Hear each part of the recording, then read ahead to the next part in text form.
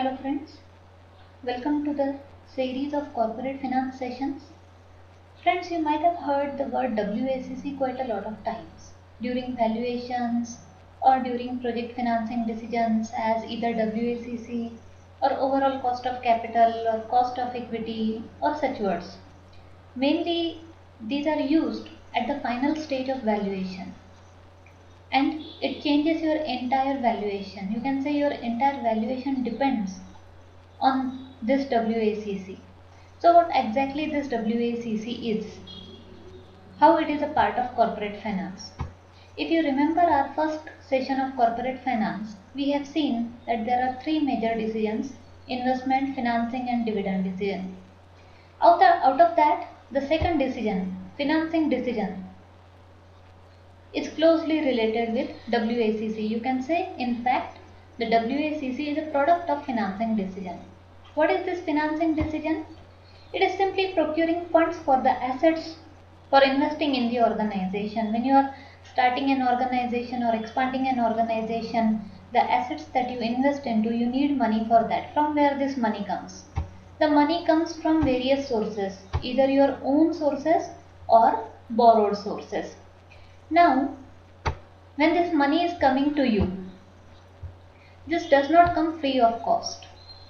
There is a cost associated with it. Say for example, if you are talking about equity, you are a publicly listed organization and you have equity shares which are being owned by general public as well. They will definitely expect returns from it, maybe in the form of dividend and the capital appreciation. So this becomes the cost of equity, basically. Just you can say a simple meaning of it. If you are talking about debt, when you are borrowing a loan from a bank, again it does not come free of cost.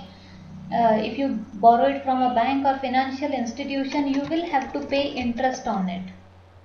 So even debt is not free or neither equity is free.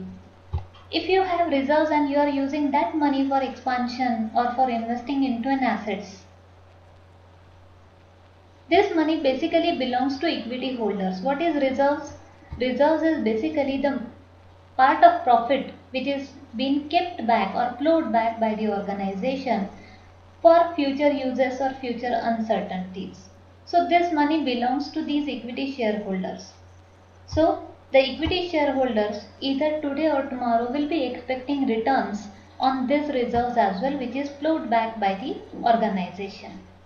So even reserves have a cost. So what we can say is the entire capital that the organization mobilizes has a cost associated with it, and that is called as cost of capital. And when you combinedly calculate the cost of equity plus reserves plus debt, that becomes the overall cost of capital, and that is calculated with the help of weighted average method. That is why it is called as weighted average cost of capital. But for that it is necessary for us to calculate the cost of equity separately, reserves and then debt separately, and then ultimately combine them to find out the WACC. So we will start with cost of equity. Now, cost of equity can be calculated with various methods. For example, Gordon growth model, which considers dividend as a base for calculation of cost of equity, or you can say CAPM model, which considers the security returns and the market returns for calculation of cost of equity. Cost of equity is denoted with the words KE. Now we will see the most used methods into the market, for calculation of cost of equity, which is CAPM model, capital asset pricing model. For doing valuation, it is the most used method of calculation of cost of equity. Under this method, the cost is calculated as risk-free returns plus beta of the security multiplied by market returns minus risk-free returns. Now why this formula, or how this formula is derived. When a person is investing into a security, definitely he is expecting the return something more than the risk-free returns. Now what are risk-free returns? Which you get on risk-free securities like PPF, nationalized bank FDs and so on. So you expect a higher return when you are investing in a security in a market which carries certain risk. Two types of risk, systematic and unsystematic. Unsystematic belongs to the particular security and systematic risk is related to the overall market risk related to volatility and so on, which can be calculated with beta. And that is calculated with the help of beta of the security, which is called as you can say systematic risk from the particular security. It is calculated as covariance between the security returns and market returns divided by variance of the market returns and multiplied by the risk premium that you expect. What is a risk premium? Risk premium is the returns that you expect over and above the risk-free return based on the market returns. So the formula comes to be risk-free rate of return plus beta into market returns minus risk-free returns. So this is how you can calculate the cost of equity.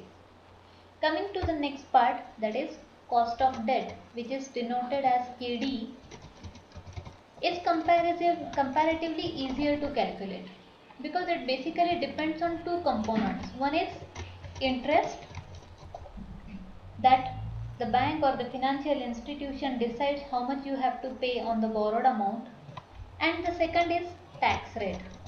As whenever you pay interest, you get tax deduction.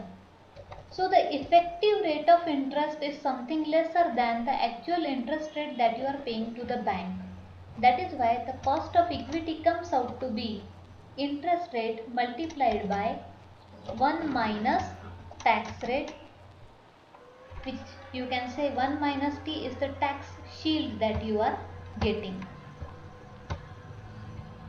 Sorry, I forgot to give apostrophe to keep the formula as it is. So this becomes your KD. The third segment is cost of reserves. Now reserves are nothing but the money kept back or flowed back by the organization. This money basically belongs to the equity shareholders only. And obviously a shareholder will not expect different returns on this money or lesser returns on this money than that of returns that he expects on cost of equity. That is why the cost of reserves is exactly equal to cost of equity, or it is assumed to be equal to cost of equity, because you will not expect lesser returns on the money flowed back by the organization than what it is giving right now. So this is how you can calculate the major cost associated with the capital from own capital or borrowed capital. Now let us try to see it with the help of one example which will clear all the concepts of cost of equity, interest, tax benefit and ultimately reaching to calculation of WACC, that is weighted average or overall cost of capital. Now let us try to understand these concepts with the help of one small case. In this case, we will try to see how to calculate cost of equity, cost of debt, overall cost of capital, and also will see the impact of debt in the corporate structure on the EPS of an organization's equity share. Now there are two companies from a same capital segment. You can see here the total capital of both the companies is same, that is 5 lakh. The capital structure however differs. Company X is an all equity company. Company Y is a leveraged company with 2 lakh debt and the rate of debt is 12%. The revenue of both the organization is also same.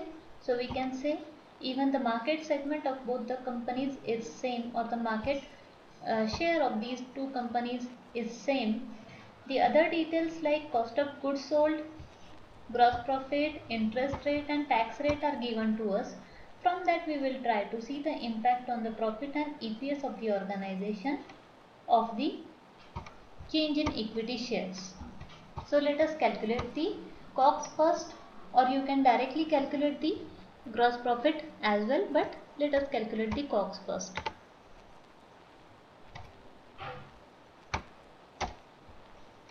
The cost of goods sold comes out to be 2,27,500 and thus the gross profit comes out to be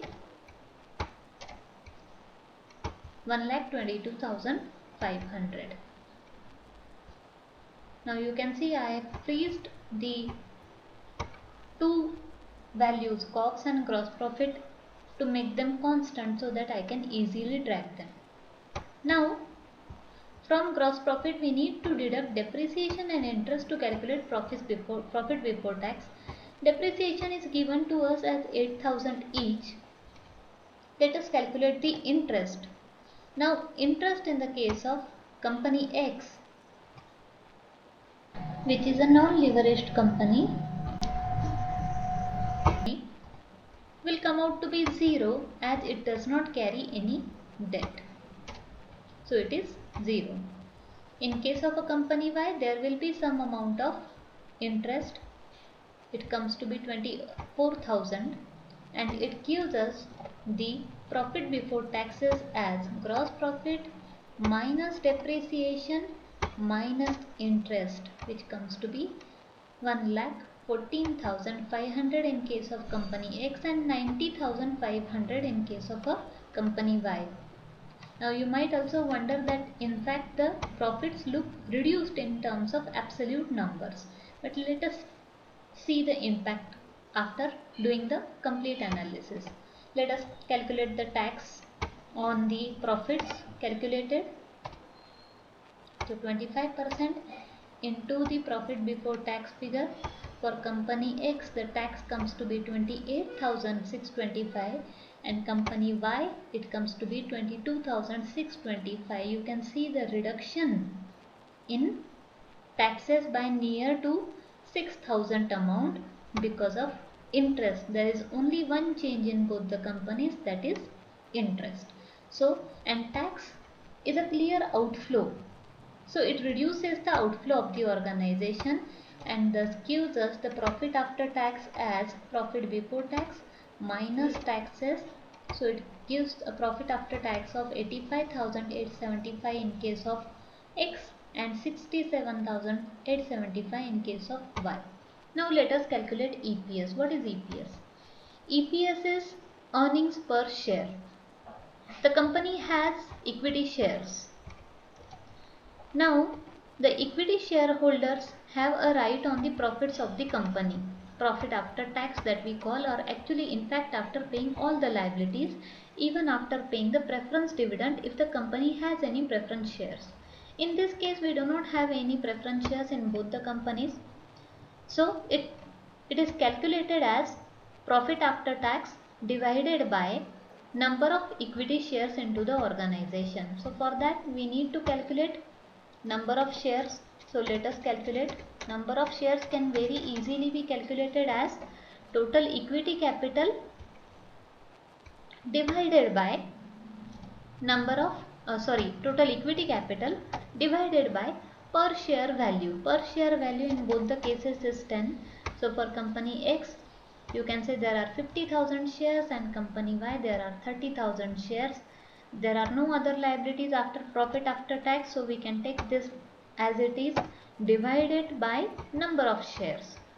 Profit after tax minus preference dividend if any divided by number of shares. In this case we do not have preference dividend, so we can directly take profit after tax. It gives us the earning per share, means one particular share gets an earning of 1.72 from the organization, and company Y if I talk about 2.26. You can see the difference here. there is a difference of more than 0.5 rupees behind one share. So definitely as an equity shareholder, you will prefer this scenario instead of this scenario, because you would like to earn more behind every share that you invest into. So this is how the interest or the debt into the capital structure increases EPS. But it doesn't mean that you should have a very high debt.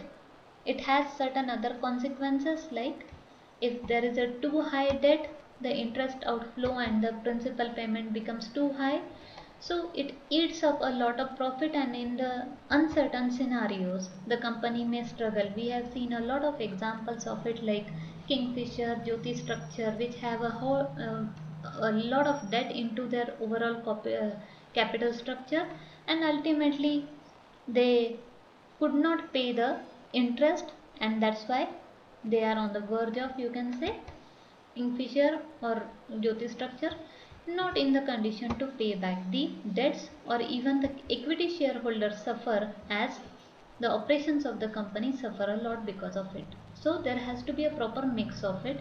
Let us move ahead now to the main business. We are trying to calculate the cost of equity and cost of debt. In this case we do not have reserves, so we will not consider that. So let us calculate cost of equity, and we are going to use the CAPM model only. So cost of equity, the formula is risk free returns plus beta plus into market premium that you want to get. So cost of equity. We need to have these values for calculating cost of equity. Now risk free return is what? As we have already said, it is the return that one gets on the risk free securities. For example, we can say post office schemes, PPF schemes. The returns on PPF, if we check, are currently 7.1% per annum. So we can take that figure as it is. So RF for us is 7.1%. Beta we will assume as 1.2. I'm just giving a small example, that's why we are assuming it. Otherwise beta you can get out of the newspapers, nowadays easily available on newspapers or financial websites like Money Control, Yahoo Finance, Bloomberg, and many others. So you can easily find out the beta of the security as well. Then comes market returns. Now market is what? Share market. How much returns share market approximately is giving to us, say, let us say in 5 years. So we can go to some authentic sites like Bloomberg and find out how much Nifty is giving in last 5 years. It is giving 23.89%. So we can take that figure as market figure. You can take the most appropriate one, whatever is available to you, but you have to take the most appropriate one. So based on this data we can calculate the cost of equity now for this company. Remember, these are only assumptions, okay? So let us calculate. So risk free returns are 7.1 plus beta is 1.2 multiplied by RM, that is market return of 23.89 minus again risk free, because RM minus RF is the risk premium.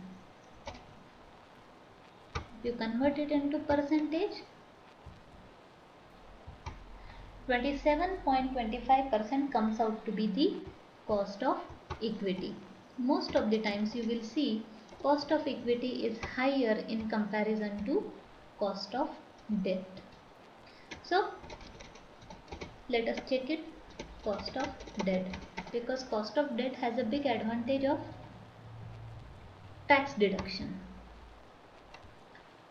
Cost of debt formula we have seen as I into 1 minus T. So I into 1 minus T is cost of debt, that is nothing but KD. So I is interest for us, which is given to us as 12%. So we will simply take it from the given data. Tax rate is also given to us. T for tax rate is also given to us. That comes out to be, you check here, 25%. And we can now calculate the cost of debt as I, that is 12%, into 1 minus T, that is tax rate, bracket complete, and you get the cost of debt as 0.9, means 9%. So from this we can easily calculate the WACC, as this particular case do not have cost of reserves into it. So let us calculate the cost of equity, but let us make it more presentable before going for calculation of cost of debt.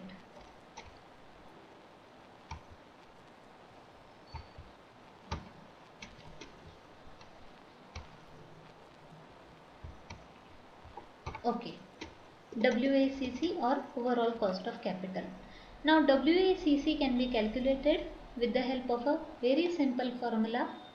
It is nothing but the weighted average of the costs of the capital structure components.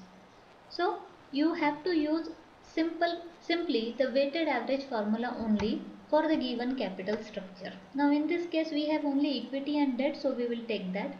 We will start with company X, and company X or Y both have the similar cost of equity or debt. So if we will start with company X, now WACC formula says WACC is equal to cost of equity into proportion of equity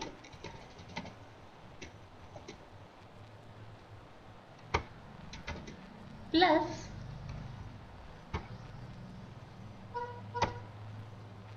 cost of debt into proportion of debt in total capital. If you have reserves, you simply have to add into it as cost of reserves into proportion of reserves.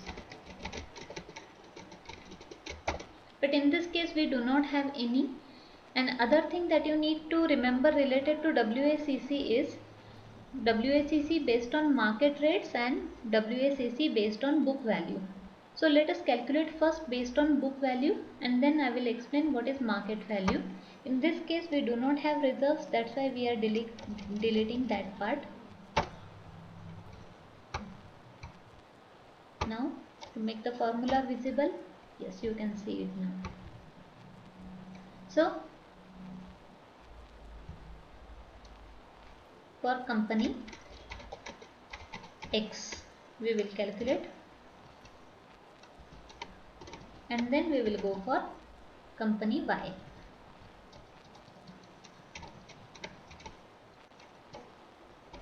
And we will simply use the formula that we have noted just now. WACC is also called as overall cost of capital, is denoted by KO. So let us calculate for company X first. Company X, cost of equity 27.25% into proportion of equity. Now proportion of equity means the equity proportion into total capital. Equity proportion here is 5 lakh out of total capital of 5 lakh. In fact it is 100%. You can calculate it very easily orally as well, but let us try to use the formula here. Plus cost of debt.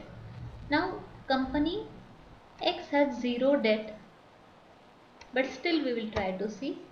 Cost of debt is 9% into proportion of debt 0 divided by total capital, that is 5 lakh. 27.24%, and you can say 25%. And for company Y is equal to cost of equity 27.25% into proportion of equity. Proportion of equity is how much now? Company Y has 3 lakh equity out of total 5 lakh equity,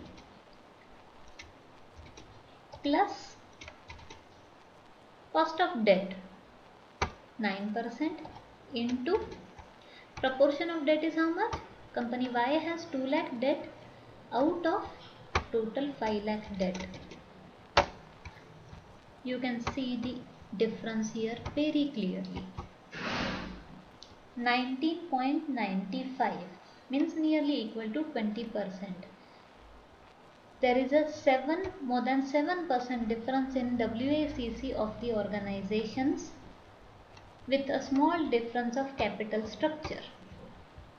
Means company X has to pay 27.25% on 5 lakh as the cost, and company Y has to pay only 19.95% as the cost on the total capital of 5 lakh. Obviously, anyone would like to go for this kind of a capital structure than going for equity, or you can say all equity, because that brings certain benefit of tax deduction, increase in EPS, and reduction in WACC of the organization.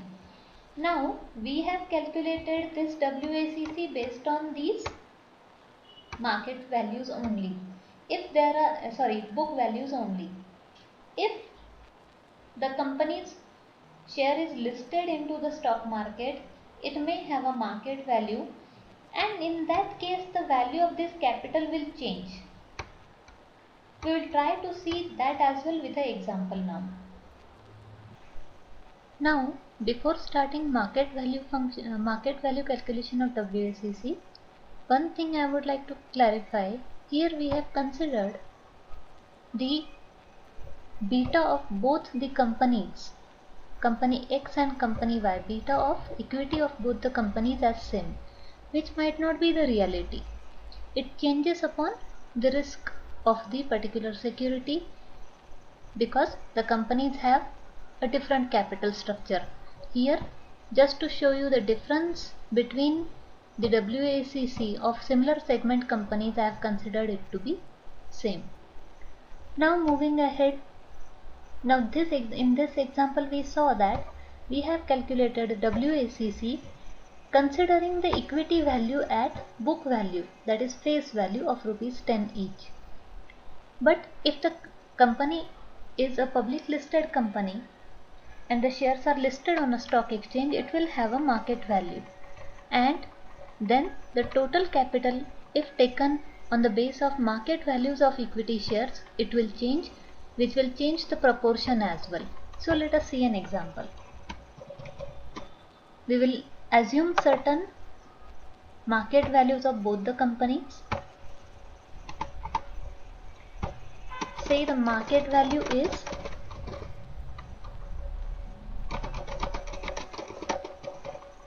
$24 in case of company X and 36 in case of company Y. I am just assuming company Y a bit more because we can see here the EPS of the company is higher definitely, which will make the market value of the company's share a bit higher if all the other things are same. Now if market value of the share is given, we can calculate the equity value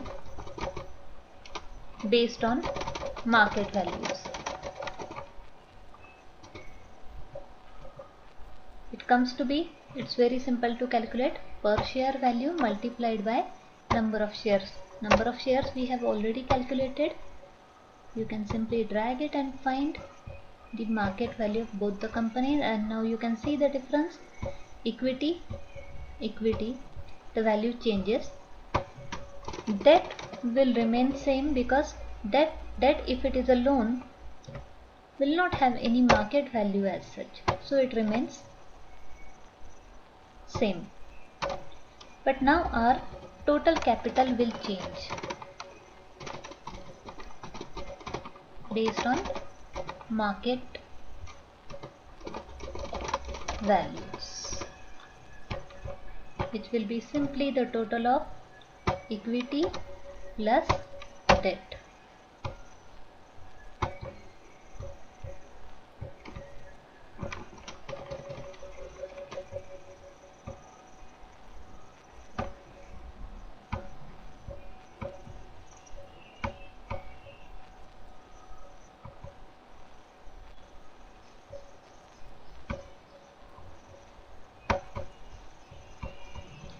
Now we can calculate the WACC based on market values. Now if we see the cost of equity and cost of debt, nowhere the market value of the share is mentioned into the calculation of cost of equity. So the cost of equity will not change. Debt already has not changed at all, so neither the debt will change. Only the proportion of equity and proportion of debt will change. So based on that we will calculate now the new WACC, that is KO, which is equal to cost of equity. Now both the companies we have considered same cost of equity. So let us start for X. Cost of equity into bracket proportion of equity into total capital. Proportion of equity, it is 12 lakh, and the total capital is same in the case of X as there is no debt, plus cost of debt. Cost of debt again remains same here as there is no change in debt. The total debt in case of X is 0 out of the total capital. You can simply add the brackets here as well.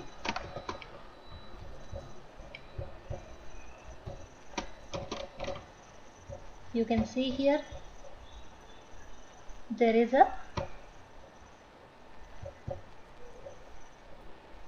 no change into cost of equity. The reason being 100% equity it is.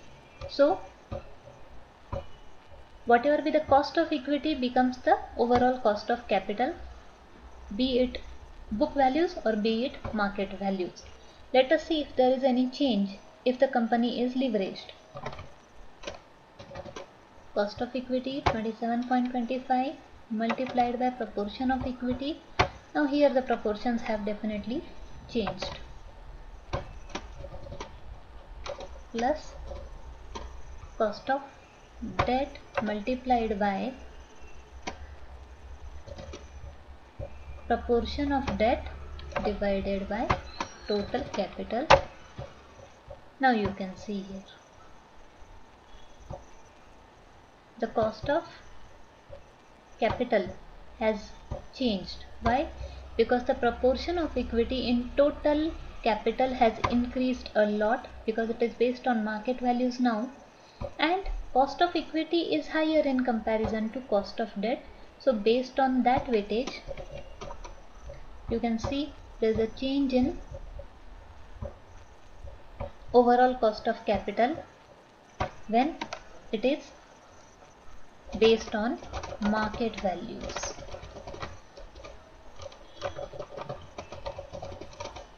In comparison to book values. So this is how WACC changes. Market value WACC is more relevant in calculations, real life calculations, than that of book values if the shares of the company are listed. So I hope you have understood WACC now. In next session of corporate finance, we will try to learn working capital.